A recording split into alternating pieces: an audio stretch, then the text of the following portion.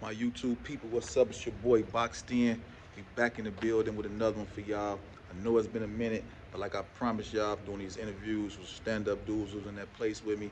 They gonna give y'all a brief drawing, a crystal on how it is in there, how to survive federal prison, how they survive, the pitfall, ups and downs, everything. You know what I'm saying? Write in the comments what y'all want to ask them next time. We gonna ask them, and you know what I'm saying. They gonna give y'all some answers. So make sure y'all write in the comments, like, comment, subscribe to this boy. It don't take nothing. All right, share this boy too. Once again, we ain't propagating, we ain't advertising, we ain't glorifying that way of life at all. We just giving y'all the pitfalls, try to deter some of these youngsters, let them know that definitely a place for y'all to go. You know what I'm saying? So, like I said, we're gonna interview Chinaman, real stand-up guy, and like I say, y'all write in the comments what y'all want to ask questions. All right. All right.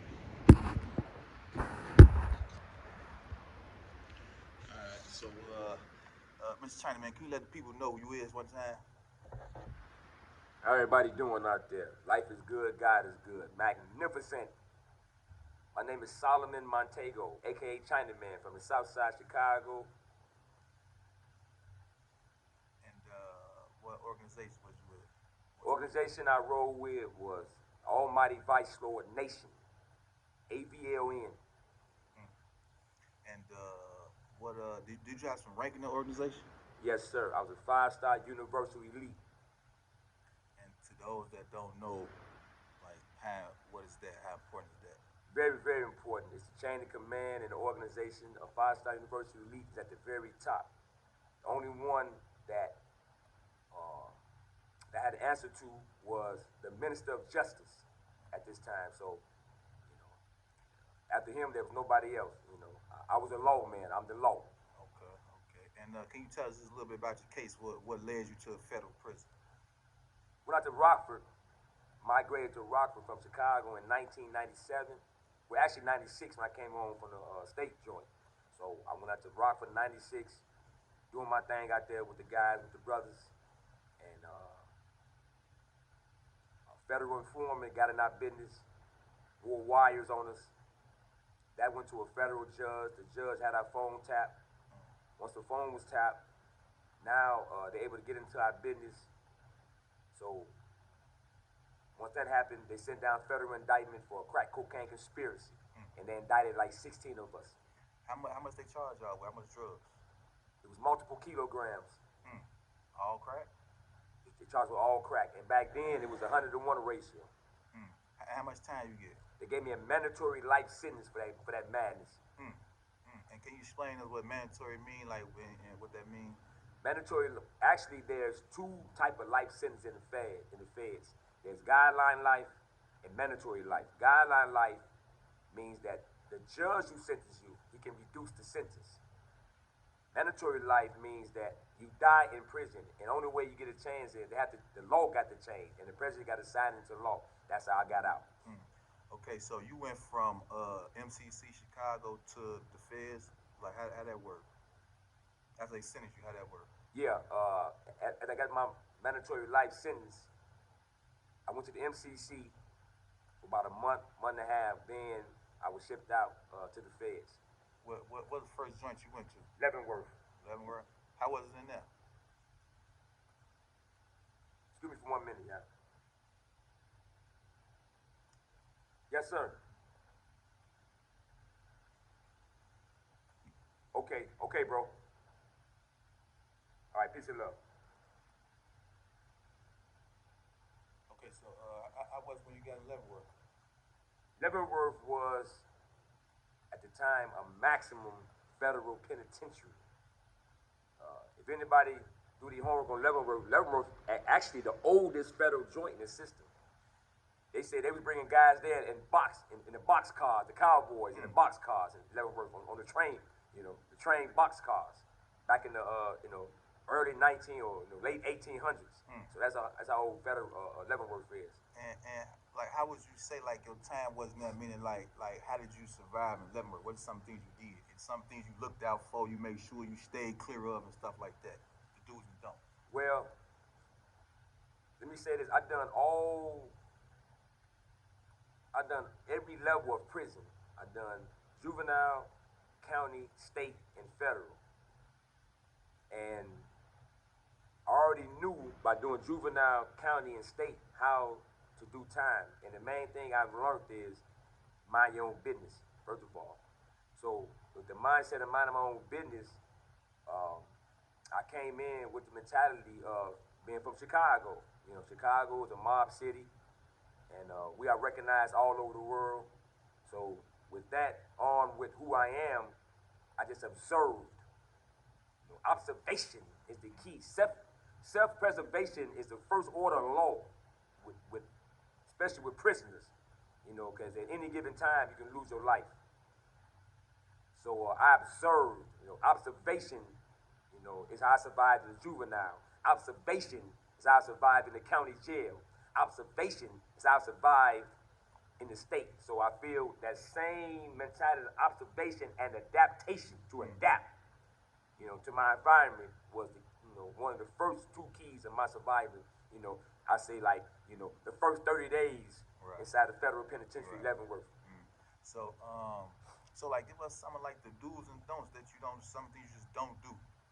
Well, one thing I know that you don't do is you never, ever talk to a CO or a administrative in a federal prison without taking somebody that's a stand-up guy with you, that's part of your organization. Because the feds are known for gathering information. 99.9% of convictions come to the feds for somebody told on somebody. That's how they got their convictions.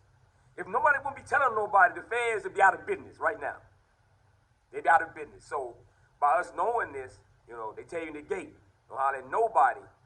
You know, we call them people. A lot of them people, you know what I'm saying, unless, you know, you bring one of the guys with you that can verify you know what you're talking about. So okay, so that was a no, you know, I don't. Right. Before we go back to that, I want to ask you too about the paperwork. Like how that work? Paperwork is serious, you know. Paperwork is who you are, the case that, you know, you're coming in on. So, you know, back in my day, a lot of guys got tricky. They started going to the law library, had people typing paperwork up and all that. So what we had to do, you know, we got sharp. We started saying, okay, you know, if we felt like anything wasn't authentic, you know, we had it sent for ourselves. You know, we had the government send it to us. And that's how, you know, we knew everything about you know, through your paperwork, from your indictment, your any plea agreement you did, transcripts that you went to trial. You know, we read them all. So what are some of the things you want to look out for in The there? main thing you want to look out for is, I call it getting in your own lane. You know, so whatever you about, whatever you're looking for, that's what you're going to find in prison. So one of the main things you want to look out for is how to survive. You know, your main reason to survive. And what I did, my survival was, you know, being part of my group who I was with, that we was tight. So once I got in, I got with my guys, you know, my brothers, and for who I am and what I bring, and then I learned from them, and then we tightened it up. One of the main brothers, I gotta say this, because he might be watching this too. One of the main brothers who helped me understand how to do federal time was Shorty Dope. You know, good brother. Yeah, that's my man. So when I watched him, you know, he was in probably about 4 or 5 years before I got there. You know, before a lot of us got there. So he traveled around the country. You know, representing Chicago, and very stand-up brother. So when I seen how he was, you know, I followed him. And one of the main things I seen him do, he got his body in shape. You know what I'm saying? Because you never know what might be happening. You know, in the feds, I learned, you know, you got to be in shape mentally, physically, spiritually, all the way on the board. Because not only that, you can use it being in shape all around the board for offensive tactics, but also, you know, you might perhaps use it for defensive tactics as well. So it worked both ways. So that's one thing I look for. Who can I, you know, look up to? You know what I'm saying? Who can I see that fits my style, the type of person that I am, that I can adapt to, that can show me the way how to survive in a federal penitentiary. So Chinaman, you had an elbow, right? Yeah. So what are some of the things you did that kept you sane kept you focused Good on the question. mission? Good question, Bone. Well, it was a hard struggle, you know. But once I got in my lane and I realized that it's gonna be a fight, a long fight. One of the main things I did was I got myself together spiritually. You know, I know that's a hot topic, so I'm not gonna go over to all that. But I got myself together spiritually. I connected with the Creator, who I believe He to be. Next, I started getting my revelations, and then I started reading. You know, reading, writing. I wrote 2 books. What's the name of I wrote my books is called Lost, Loss, Last Organized Street Soldiers. Solomon Montego. You go on Amazon, you can check it out. The story should be on there. I think my book's out of print, but that, you know, I wrote 2 books. So reading, exercising, you know, prayer, meditation, those are the things that help my mind, help my soul and spirit, you know, survive those dark times with that mandatory life sentence. So is it safe to say like those things you just mentioned helped save your life from there? Like, It did. And I was telling Bone earlier, one of the greatest things I ran into was a game of chess. A chess move means a highly intelligent thought. I like to use my mind. The game of chess really enthused me, so I took on that as well. And I studied it. Now I became a certified chess instructor. okay, switching gears a little bit. Yeah. What is something you did that you wish you could have done differently? Oh man, good question. I was in Allenwood Federal Penitentiary, and one of my guys called. Well, I called him on the phone, and he was talking reckless, talking about all these guns and so forth, all this other stuff. You know how Chicago is. And once the phone hung up, they called me to the lieutenant's office. And we come to the lieutenant's office. They asked me who was I talking to on the phone, so they listened to the phone call. I told him, I said, hey man, I just called one of the spots that I know my guys at. This dude got on the phone, and I don't know who he was. I don't know his name, so they locked me up for that. And when they locked me up for it, they came and got me again. And he told me again, he said, hey, we want to know who that person on the phone is talking about. I said, hey, I told you once before. I don't know who he is. Why you keep badgering me about who somebody I don't know? So he called me a liar and all. So he reached his hand out like he was trying to, control me or something. So, I whooped him in the room. It was an SS lieutenant, and I whooped him. We tore that whole room up. I ain't never know that. Yeah. So when they ran in there, they wrapped me up, pressured me up, they beat me.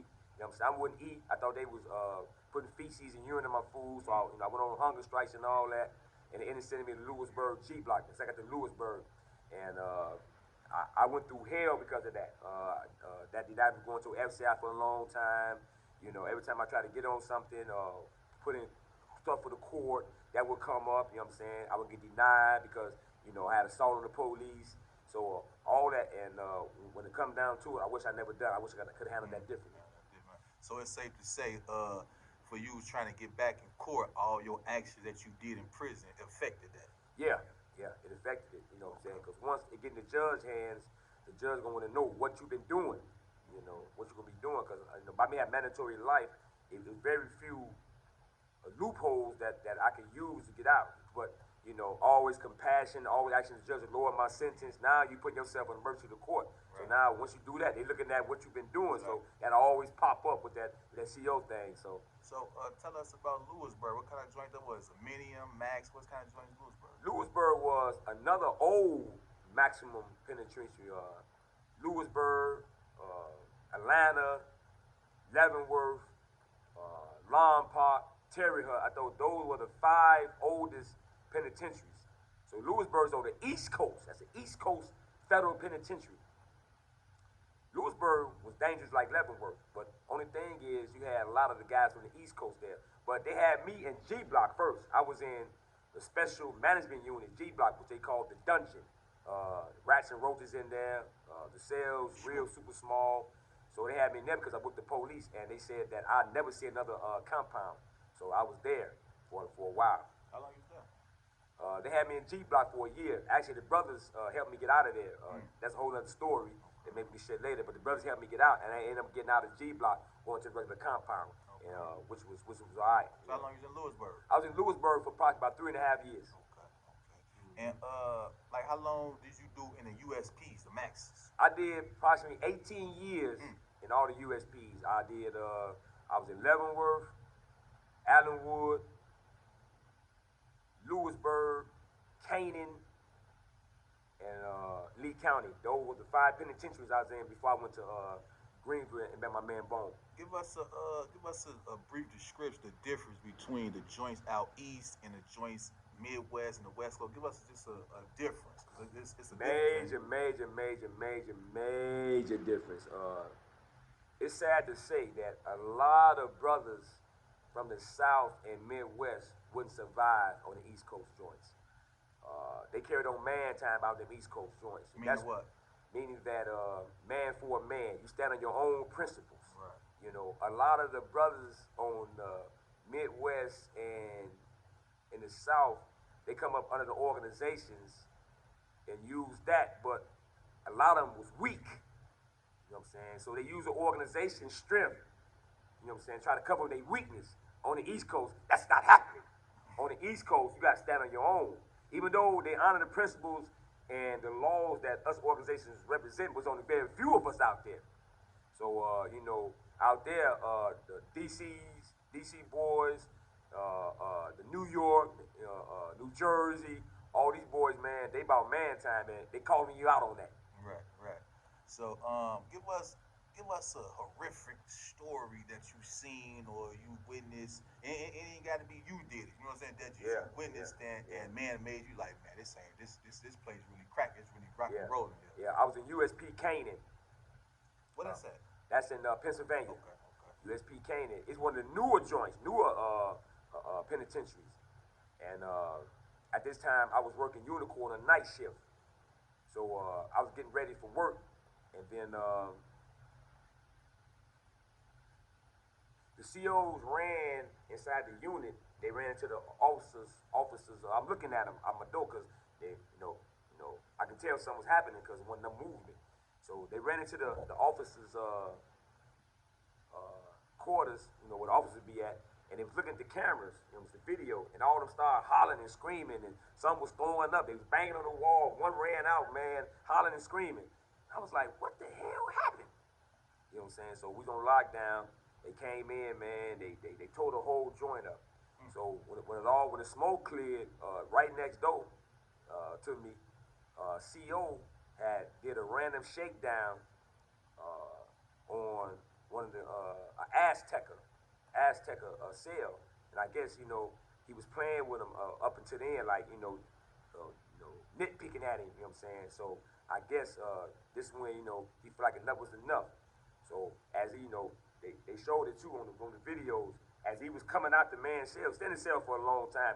The Azteca hanging on the rail, just you could tell he was frustrated. He kept looking at his room like and when the CO came out the room, he came out, and soon he went to the stairs, the Azteca, he kicked him down the stairs.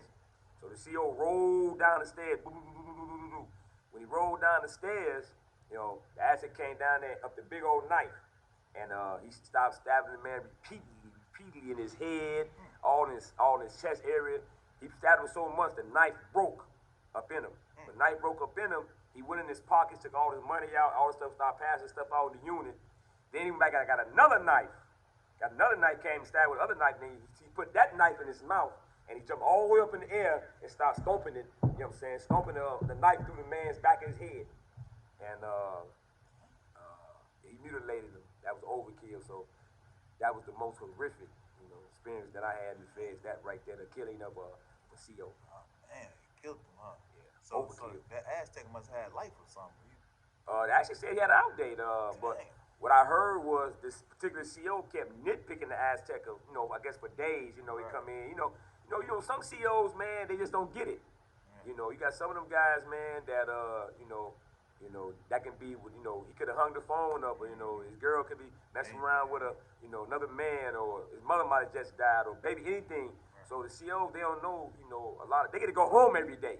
So that should be a blessing right there. But some of them come in nitpicking at guys, going to cell, stay in the cell a long time. You go in the cell, something's missing, and it's not reported. They come looking at you like you're crazy, or take it, stand over here, stand over there. Just like this in the USP. So the word was that this particular CEO kept nitpicking with this Aztec, and probably days or weeks before that actually happened. So Aztec, I guess he got fed up, man, and he exploded. How that make you feel? Like what was going through your head? You seen that? Man, that made me feel like, at any given time, because I already knew this in the feds, that's how I carry the way I carry.